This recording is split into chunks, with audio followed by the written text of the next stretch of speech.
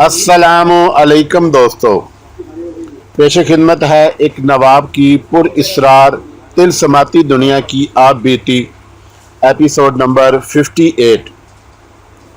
कुछ कहानियाँ ऐसी होती हैं जिनके किरदार मर जाते हैं, कहानियाँ ख़त्म नहीं होती।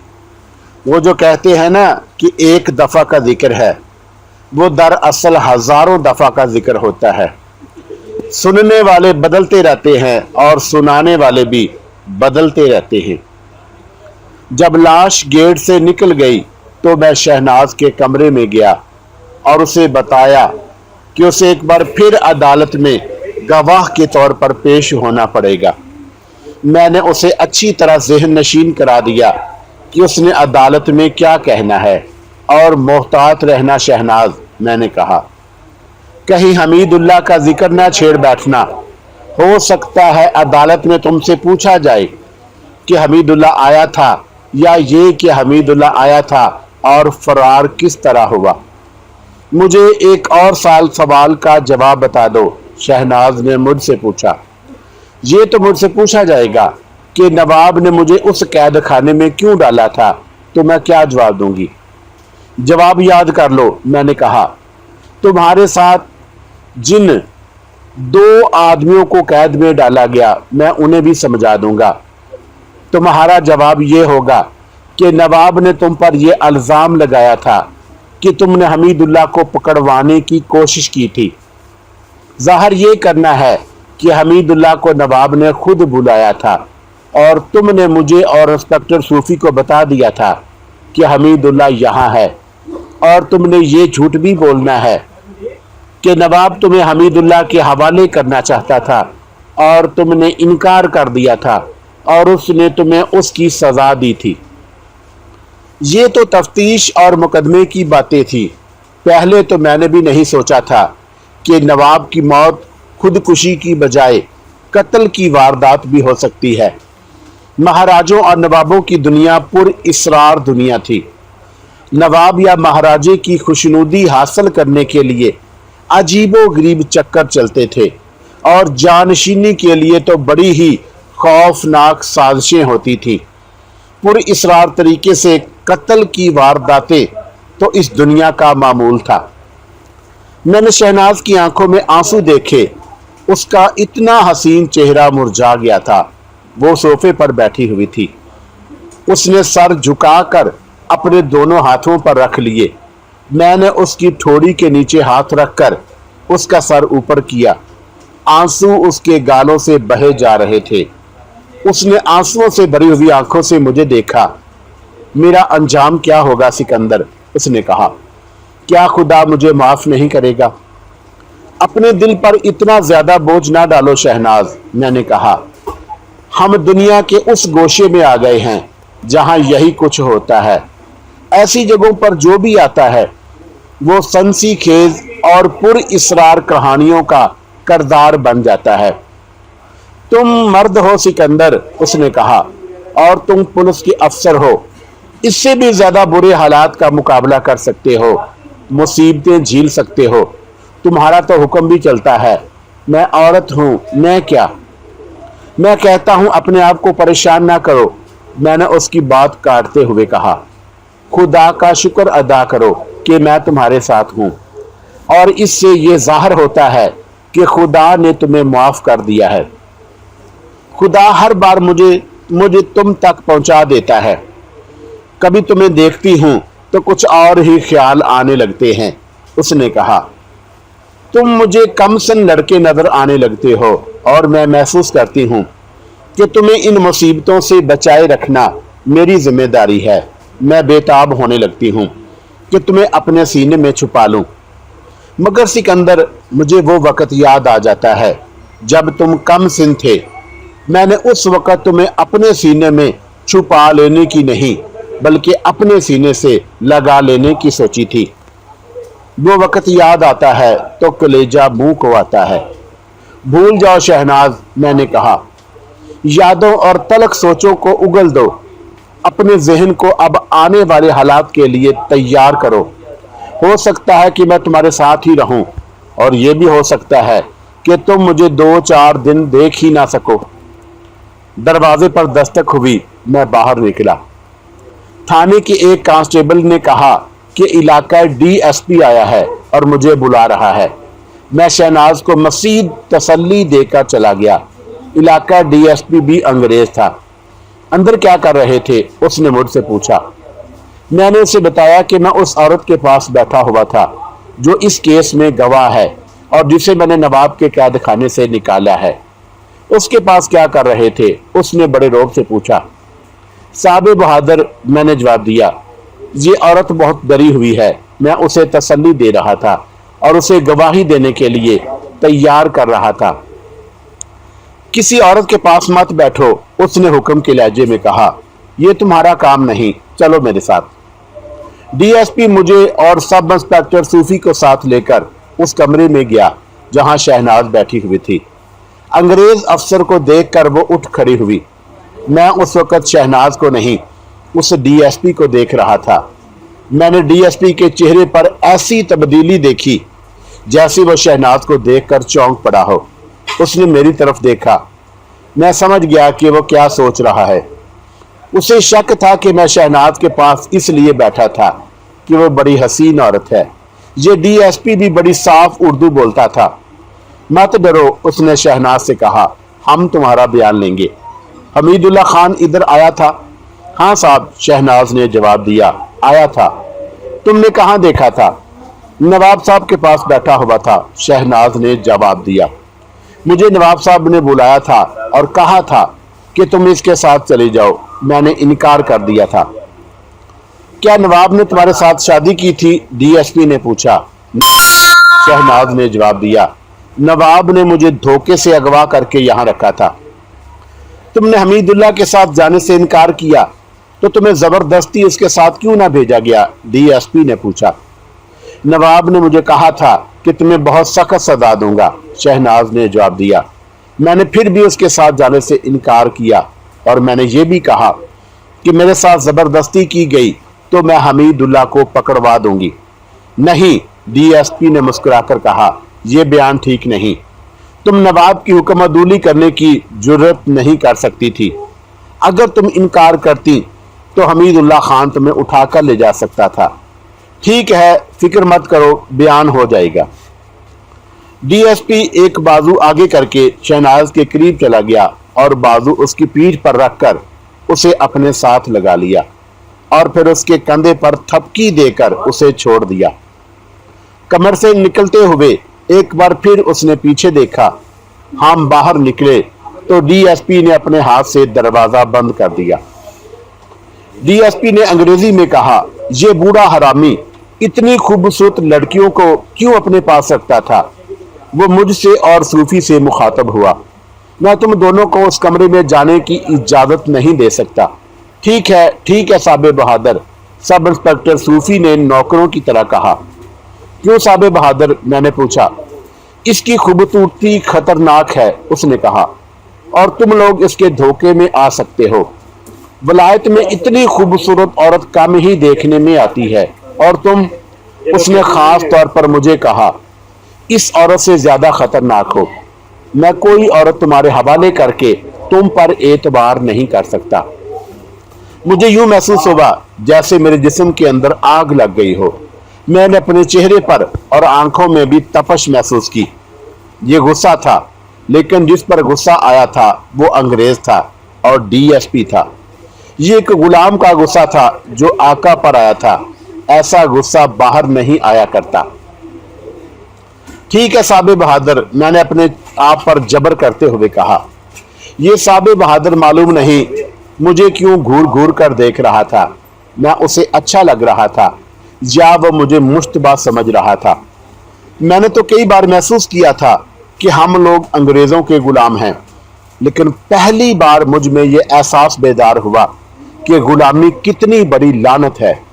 मुझे ख्वाजा साहब के अल्फाज याद आने लगे। उन्होंने एक बार मुझे बताया था कि हिंदुस्तान में मुसलमान क्या थे और क्या बना दिए गए हैं। उन्होंने मुझे मुसलमानों के जहाद आज़ादी की तारीख भी सुनाई थी। ख्वाजा साहब की ये बातें सुनकर मैंने अपने आप को भी पहचान लिया था। उन्होंने मुझे मेरी शिनाख्त बता दी थी।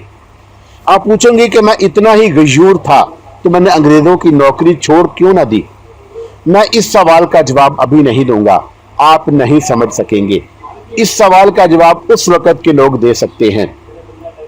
उस डीएसपी ने नवाब का कमरा देखा, ये पूछने से पहले कि नवाब की लाश कहाँ पड़ी थी और लाश किस पोजीशन में पड़ी थी, या वो इस वारदात के मुताल्लिक कुछ पूछता, उसने नवाब के कमरे की चीजें देखनी शुरू कर दी। वहां सजावट की ऐसी ऐसी चीजें रखी थी जो मैंने पहले कभी नहीं देखी थी। ऐसे लगता था जैसे उनमें से बाज चीजें उस अंग्रेज डीएसपी ने भी पहले कभी नहीं देखी थी। नवाब के पलंग के करीब तकिए की तरफ एक तपाई रखी थी जिसके पाए इस तरह थे कि दो शेर पिछली टांगों पर बैठे हुए थे और उनकी अगली टांगें सीधी थी। ये हाथी दांत के बने हुए थे। उन पर 4 इंच मोटा शीशा रखा हुआ था और उस पर खुशनुमा सुराही बड़ी लंबी गर्दन वाली रखी थी और शराब पीने वाला एक कप था। तपाई पर एक अंगूठी पड़ी थी जिसमें कीमती पत्थर जड़ा हुआ था और ये बहुत ही कीमती होगा क्योंकि ये नवाब की अंगूठी थी। अंग्रेज साहब बहादुर ने अंगूठी उठाकर अपनी एक उंगली में चढ़ाकर हमें दिखाई। उसने अंग्रेजी में किसी पत्थर का नाम लिया। तुम्हारी जुबान में इसे नीलम कहते हैं, उसने हमें बताया। अगर मैं वलायत में अपना मकान बेच दूं तो भी मैं ये पत्थर नहीं खरीद सकता। ये शैतान बहुत अमीर आदमी था। वो अचानक अकाओं के रोब में आ गया। बड़े बारूब लहजे में उसने हम दोनों से पूछा, तुम दोनों ने यहां से कोई चीज उठाई तो नहीं? नहीं साहब बहादुर, सब इंस्पेक्टर सूफी ने एड़ियां बजाकर जवाब दिया। और तुम? उसने मुझसे पूछा। साहब बहादुर, मैंने जवाब दिया, मैं मफरूर कैदी हमीदुल्लाह खान की इतला पाकर यहाँ आया था। नवाब ने मुझे मुंह मांगी रिश्वत पेश की थी। उसने मुझे कहा था कि मैं उसके हरम में जाकर कोई लड़की पसंद कर लूं और उसे अपने पास रखूं। नवाब इतना डरा हुआ था कि मैं उससे जो मांगता वो दे देता, मगर साहब बहादुर मैंने कुछ नहीं लिया। क्यों नहीं लिया? डीएसपी ने पूछा। मैं नहीं मानता कि तुमने उससे कुछ नहीं लिया। अगर नहीं लिया तो तुम बेवकूफ हो। मैं ले लेता तो वह मुझसे गलत रिपोर्ट लिखवाता। मैंने कहा, मैं अपनी ड्यूटी में बेईमानी करता। तुम इंडियन लोग अकल से काम नहीं लेते, डीएसपी ने कहा। ये तुम्हें जो कुछ देता था वो ले लेते और ड्यूटी में बेईमानी भी ना करते।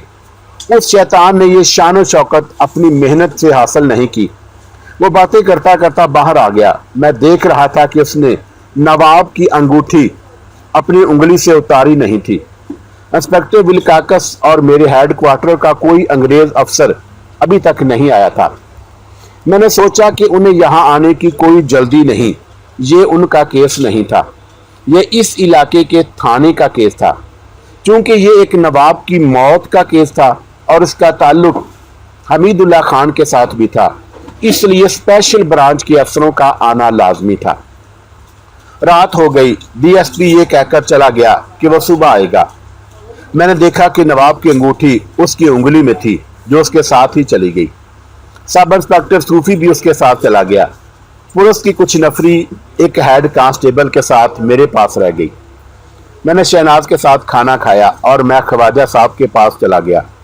उन्हें मैंने परेशानी की हालत में देखा। नवाब की मौत ने आपको मगमूम कर दिया है, मैंने कहा। आप सोच रहे होंगे कि आप कहाँ जाएंगे। नहीं बेटा, उन्होंने कहा, जाना कहाँ है, मैं यही रहूंगा। परेशान इसलिए हूँ कि हमीदुल्लाह खान सजा याफ्ता और मफरूर ना होता तो आज अपने बाप का जानशीन होता। अब उसका छोटा भाई सरकारी तौर पर नवाब बनेगा। ख्वाजा साहब को उससे कोई फर्क नहीं पड़ता था कि नवाब कौन बनेगा। मैंने उन्हें बताया कि इलाका डीएसपी ने मेरे साथ क्या बातें की हैं और मुझे उस पर बहुत गुस्सा है। मैंने उन्हें यह भी बताया कि शहनाज को उसने किस तरह देखा है और मुझे क्या कहा था, और उन्हें यह भी बताया कि डीएसपी नवाब की अंगूठी ले गया है। अभी तो ये एक डीएसपी आया है, ख्वाजा साहब ने कहा। कल देखना यहाँ कितने अंग्रेज अफसर आएंगे। मैं यही बूढ़ा हुआ हूँ सिकंदर, यहाँ कोई ना कोई अंग्रेज अफसर आया ही रहता है। ये यहाँ ऐशो इशरत के लिए आते हैं। अब तो बड़ा अच्छा मौका पैदा हो गया है। डीएसपी ने आज शहनाज को देखा है, कल आएगा तो रात शहनाज के कमरे में गुजारेगा। ऐसा नहीं होना चाहिए ख्वाजा साहब, मैंने कहा। सिकंदर, ख्वाजा साहब ने झंझलाकर कहा, मैं तुम्हें पहले कह चुका हूं कि इस औरत को ज़हन और दिल से उतार दो। मैं उस कमरे में बैठे बैठे बूढ़ा नहीं हो गया, मैं भी तुम्हारी तरह जवान रह चुका हूं।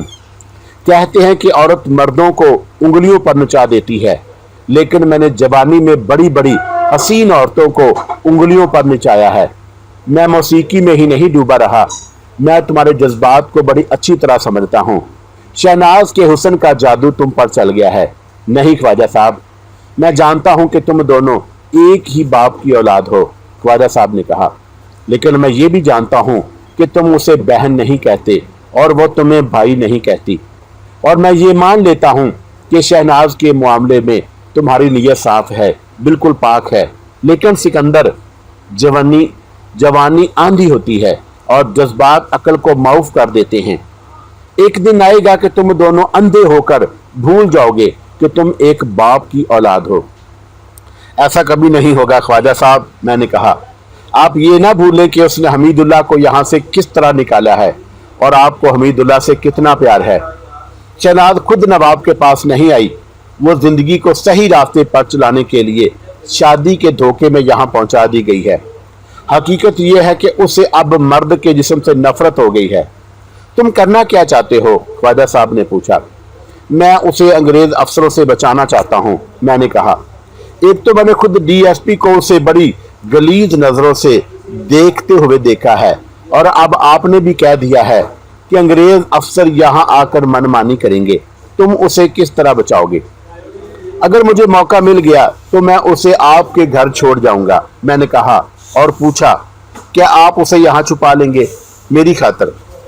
छुपा लूंगा, ख्वाजा साहब ने कहा, लेकिन ये ख्याल रखना कि कोई देख ना ले, वरना उसे यहाँ से बुला लेंगे। और ये भी सोच लो सिकंदर, वो इस हंगामे की बड़ी अहम गवाह है और ये तुम्हारी जिम्मेदारी है कि तमाम गवाहों को पेश करो। तुम्हारे अफसर उसे बयान के लिए बुलाएंगे। वो इसी बहाने जितने वक्त तक के लिए चाहें अपने पास रख सकते हैं। ख्वाजा साहब, मैंने कहा, सिर्फ उस एक अंग्रेज डीएसपी के रवैये से मेरी जज्बाती हालत ये हो गई है कि मैं अपनी नौकरी भी खतरे में डालने को तैयार हूँ। यहाँ सवाल सिर्फ शहनाज का नहीं, मैं अपने वकार को मजरू होने नहीं दूंगा। उस डीएसपी का सिर्फ ये पूछना कि तुमने यहाँ से कोई चीज उठाई तो नहीं, मेरे लिए बड़ी नंगी गाली है। मैं सिर्फ ये चाहता हूँ कि आपकी मदद की जरूरत पड़े तो आप मदद करेंगे। ख्वाजा साहब सोच में पड़ गए। वो मेरी जज्बाती हालत समझ गए थे। मैंने जो कुछ सोचा है तुम शायद उसके मुताबिक ना चल सको, ख्वाजा साहब ने कहा। तुम गालबन समझे नहीं कि कितना बड़ा खतरा मोल ले रहे हो। अगर शहनाज के मामले में तुमने अंग्रेज अफसरों से टक्कर ले ली तो मैं तुम्हें बता नहीं सकता तुम्हारा क्या हाल होगा। तुम फरार होने के लिए तैयार रहो। मैं वही करूंगा जो आप कहेंगे, मैंने कहा। मुझे बताएं। अभी नहीं, ख्वाजा साहब ने कहा। हो सकता है कि कुछ भी ना हो और बहुत कुछ होने का खतरा भी है। मैं उसके मुताबिक बताऊंगा कि तुम क्या करो। बातों बातों में रात आधी गुजर गई। ख्वाजा साहब के कहने पर मैं वहीं सो गया। सुबह अभी तारीख थी जब एक कांस्टेबल मुझे बुलाने आया। मैं उन्हें बताया था कि मैं कहाँ जा रहा हूँ। कांस्टेबल ने बताया कि लाश आ गई है और सब इंस्पेक्टर सूफी भी आया है। मैं फौरन पहुँचा। मेरा वहाँ कोई काम नहीं था। अब सारे काम सूफी ने करने थे। मैं इसलिए वहाँ चला गया कि मैं वहाँ ड्यूटी पर वहाँ मौजूद था। पोस्टमार्टम में लिखा गया था कि मौत जहर खुरानी से वाक़या हुई है। नवाब की लाश उसके वारसों के हवाले कर दी गई। उसके वारसों का एक हजूम था। कई तो उसके बेटे थे, कुछ उसकी बीवियों के और बाज़ उन औरतों के जिन्हें नवाब ने निकाह के बगैर बीवियां बनाए रखा था। नवाब की लाश पर कोई रोने वाला भी नहीं था। उसके लवाकीन और मुतल्लकीन का हजूम था, लेकिन किसी की आंख में आंसू नहीं था। मैंने चंद एक लड़कियां भी देखी, उनके चेहरों पर गम का हल्का सा तासुर भी नहीं था। लाश आते ही उसके कफन दफन की तैयारियां शुरू हो गई। वो जिंदा था तो सब मक्खियों की तरह उस पर बिन बनाते थे और इनामों कराम के लालच में उसकी जूतियां चाटते थे। उसके आगे रुकू व सजूद करते थे, मगर अब वो उनके लिए मुर्दार बन गया था। वो चीरी फाड़ी हुई लाशें था जिसे बड़ी जल्दी कब्र में फेंक देने की तैयारियां हो रही थी। वो 17-18 वर्ष उम्र का एक खूबसूरत नौजवान था जो कानून के मुताबिक उसका जानशीन था। मेरा नाम मुराद अली खान है। उसने मेरे पास आकर हाथ आगे बढ़ाए और कहा, मैं नवाब का बेटा हूं। अब रियासत की सारी जिम्मेदारियां मेरे कंधों पर आ पड़ी हैं। आपको यहाँ कोई तकलीफ तो नहीं, मुझे बताना। दिन का 1 बज रहा था जब नवाब को दफन कर दिया गया। उससे घंटा डेढ़ बाद इलाका डीएसपी आ गया। सब इंस्पेक्टर सूफी गवाहों के बयान लेता रहा और उसने नवाबजादा मुराद अली खान से पूछा कि उसे किसी पर शक हो कि उसके बाप को कत्ल की नीयत से जहर दिया गया है तो बता दे। बिल्कुल नहीं, नवाबजादे ने जवाब दिया। किसी पर शक नहीं, मेरी तरफ से कोई रिपोर्ट नहीं। हकीम साहब ऐसे आदमी नहीं। आप मेरा बयान लिख सकते हैं कि नवाब साहब ने खुदकुशी की है। खुदकुशी लिख लो, डीएसपी ने हुक्म दिया। नवाबजादा साहब के और 2-3 जिम्मेदार आदमियों के बयान लिखकर केस खत्म कर दो। उसने नवाबजादा की तरफ देखा और मुस्कुरा कर उसके साथ हाथ मिलाया और कहा, मुबारक हो मुराद अली खान। मुराद अली खान ने कहका लगाकर डीएसपी से हाथ मिलाया, जैसे उसके बाप ने अपनी जिंदगी में उसे अपनी गद्दी पर बिठा दिया हो, और डीएसपी चला गया। हमें वो रात भी वहीं गुजारनी पड़ी।